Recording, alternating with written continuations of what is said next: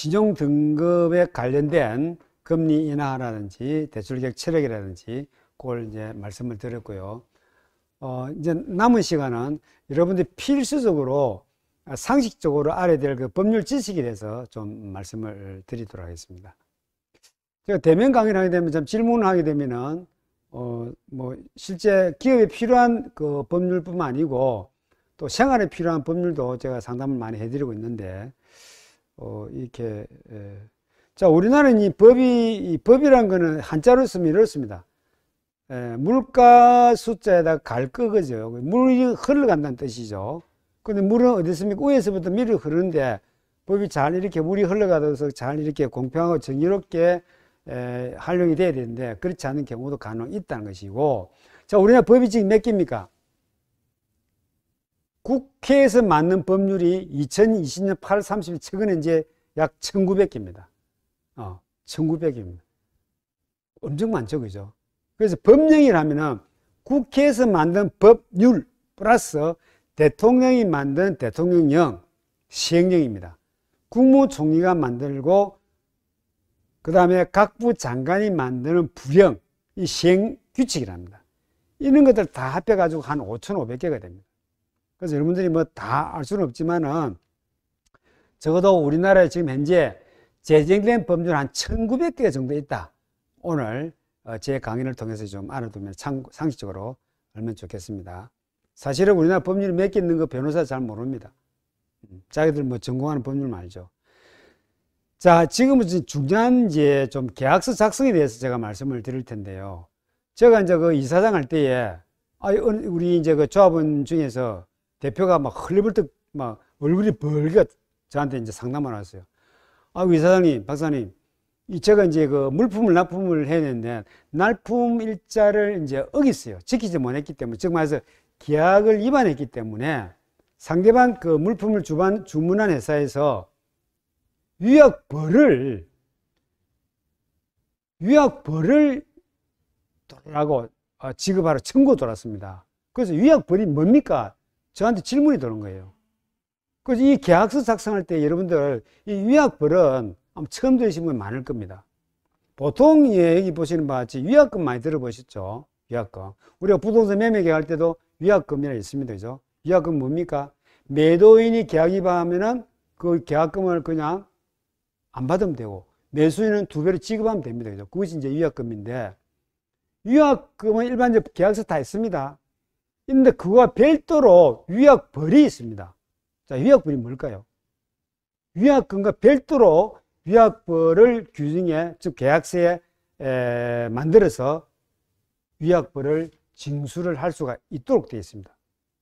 그래서 이제 그 대표가 가지고 대표님, 이사장님, 이거 위약벌이 뭡니까? 위약금이 있는데 따로 위약벌이 뭐 3배로 위약금을 말고 별도로 위약벌을 3배로 자기한테 내달라고 청구 들어다닌 겁니다. 그거 어떻게 하면 좋겠습니까? 그래서 내가 물어봤어요. 당신 그러면은 대표님 그 계약할 때에 계약서 내용 안 읽어봤습니까? 사실은 우리 계약할 때에 부동산 매매 계약서도 마찬가지, 일반적 물품 계약서 계약서 내용 일일이 읽어보고 도장 찍습니까? 잘 안 하죠, 그죠? 그냥 그만 도장 찍으라 찍는데, 그죠? 그래서 자기 위약벌이 있는 줄 몰랐다는 겁니다. 그래서 앞으로는 여러분들이 모든 계약서는 반드시 읽어보고, 왜냐하면 이 계약서 해석에 따라서 내가 갑이 될 수 있고 을이 될 수 있거든요. 최근에도 내가 멘토링 하면서 그런 사례를 많이 봤거든요. 또 어떤 그 대표는 물품을 납품하면 계약서 서면으로 작성 안 했어요. 물론 계약은 구두계약도 계약이 체결됩니다. 그 나중에 자기가 상대방이 이행을 안 하고 대금을 청구를 하려니까 너 언제 뭐 금액이 얼마고 내가 틀리네. 근데 그 증거를 대달하는 게 계약서를 작성 안 하다 보니까 증거서류가 없어요. 그 어떻게 하면 좋겠으면 그 저한테 멘토링이 들어온 거예요. 물론 뭐 꼭 서면은 안 하더라도 우리가 여러분들 휴대폰에 녹취를 한다든지 문자를 남긴다, 이건 다 증거서류 이래기도 문제는 없습니다. 가급적이면 서면으로 작성하는 게 좋겠다, 계약서를.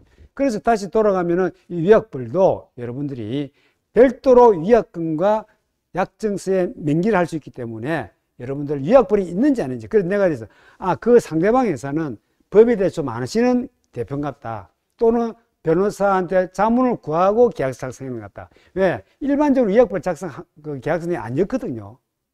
그렇기 때문에, 위약벌은 여러분들이 여러분들이 좀 알아두시면 좋겠다는 생각이 듭니다.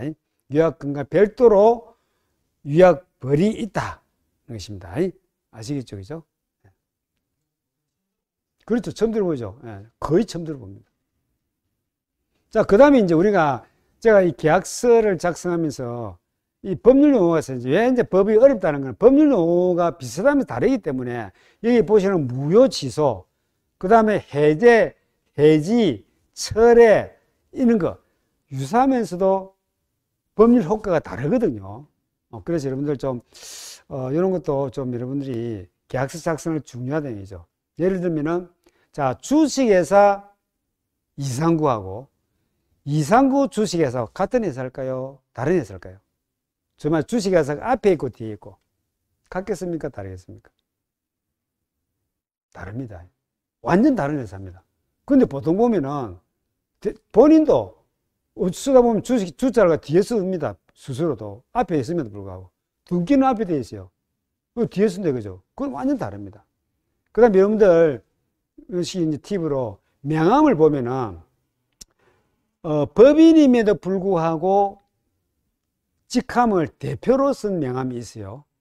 그 다음에 법인임에도 불구하고 주식회사나 유한회사 이런 걸 안 쓰는 경우가 있습니다. 제가 아래 심사할 때도 보니까 그냥 개인기업으로 또 투자 받겠다 IR 했어요. 그래서 내가 개인기업 투자 못 받는데 개인기업 어떻게 투자 IR을 합니까? 법인 기업이 나는 게요. 그러면 왜 법인 기업인데 주식회사 표시를 안 했습니까? 대표들이 말이죠. 이런 걸 회사로 생각하는 거예요. 주자를 뒤에 쓰고 앞에 쓰고, 그 다음에, 법인임에도 불구하고 그냥 개인기업으로 표시한다든지, 명함도 주식회사임에도 불구하고 대표회사로 적정한 대표로 적은 사람이 50% 이상 됩니다. 반대로 개인기업임에도 불구하고 대표회사로 쓴 또 명함이 있어요. 제가 봤거든요. 멘토링 하면서도. 물론 중요 안 하도 할 수 있지만은 그 기본으로 갖춰져 있다는 얘기예요. 그래야 투자자나 채권자들이 그래도 기본적으로 안다. 왜냐면 나중에 계약서에 자기는 원래는 등기상 주식회사 이상구 되는데 이상구 주식회사면 회사가 다르네. 대금 못 주겠다. 이러면 어떻게 할 거예요? 소송에 질 수밖에 없는 거예요.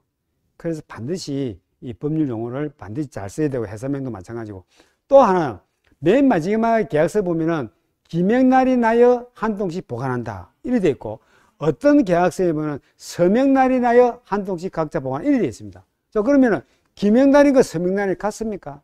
우리가 보통 보면 혼동해서 막 쓰고 있어요. 원칙적으로는 다릅니다. 자, 기명날이는 뭡니까? 기명날이 하면은 본인이 써도 됩니다. 서명이 됩니다. 그 다음에 명판이죠. 명판을 찍고 도장 찍어도 됩니다. 날이 됩니다. 그 다음에는 이제 워드, 컴퓨터로 써도 기명날이 됩니다. 그런데 계약서에 서명날이 하도록 되어 있다면은 어떻게 된다? 반드시 본인이 자필해야 됩니다. 그럼에도 불구하고 그냥 워드를 쳐가지고 도장 찍는 경우 많이 있거든요. 그건 나중에 문제가 안 됐기 때문에 분쟁이 안 된 거지. 만약에 문제에 대해 분쟁이 되면 그것도 하나의 분쟁거리가 될 수 있다는 거죠. 그래서 가급적이면은 서명날이는 하지 말고 기명날이나 하면 제일 좋겠죠. 기명날이라면은 워드 치도 되고 자필을 해야 되기 때문에 서명날을 쓰지 말고 기명날을 쓰라는 거예요.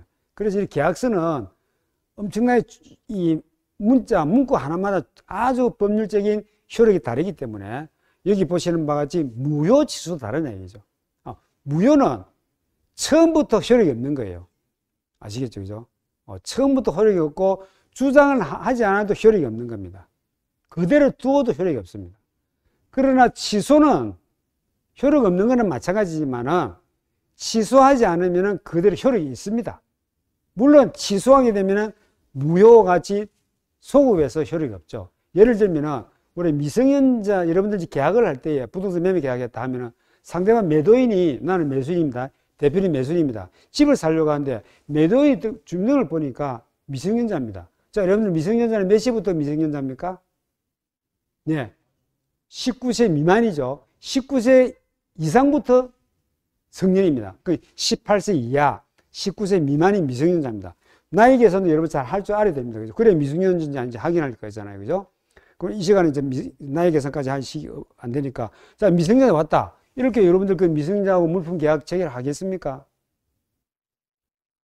안 되죠. 왜? 법적으로 미성년자는 혼자서 그 효력 있는 법률 행위를 할 수가 없어요.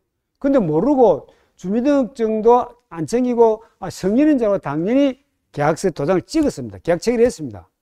그러면은 모르고 이제 세월이 지나다 보니까 이 대표가 성년이 되어버렸어요. 그러면 이제 나는 매수인 나는 당신 미성년자이기 때문에 계약 취소요 이렇게 이야기를 하는 전화가 버렸죠. 그러면 성년이 되는 이유는 효력이 있는 겁니다. 왜? 취소라는 주장을 안 했기 때문에. 그럼 효력이 있는 겁니다. 근데 만약에 이제 미성년자 알고 내가 취소를 했으면은 소급해서 효력이 없는 겁니다. 그런 차이가 무효하고 취소하고 다른 얘기죠. 3살 먹는 어린이가 계약 체결했다. 이거는 취소입니까? 무효입니까? 무효입니다. 그는.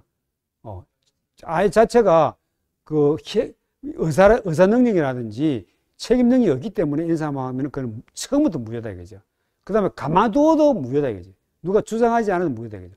그래서 무효 취소는 아주 효과가 다르다. 그렇게 보시면 됩니다. 그 다음에 여러분들 계약서 쓸 때에 제가 이제 그거는 우리 때가 이제 그 멘토, 경영 자문 회사에도 보면은 계약서를 많이 쓰는데, 자, 상대방이 이제 서울 소지하고 있다. 우리는 여기 이제 경북에 있다. 여기 이제 경산에 있다. 근데 이제 만약에 분쟁이 대비해가지고 간을 법원을 어디에 할 것이냐가 상당히 중요합니다. 그래서 이제 뭐 상대방이 서울로 하게 되면 우리는 무조건 서울 가야 된다고. 소속 분쟁이 되면은 서울 중앙지방법원이나 서울법원에 가야 된다 그죠. 또 우리가 안 가더라도 서울에 있는 변호사를 선임해야 된다 그죠.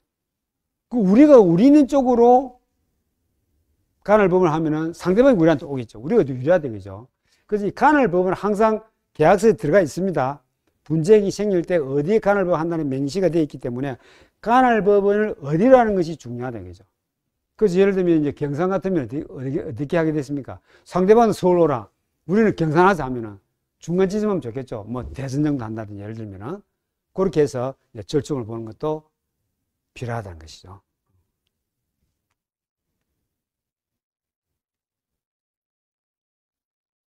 자, 예. 여러분들 혹시 이제 그 동업 계약서를 혹시 여기 계신 분 중에서 동업하시는 분 계십니까?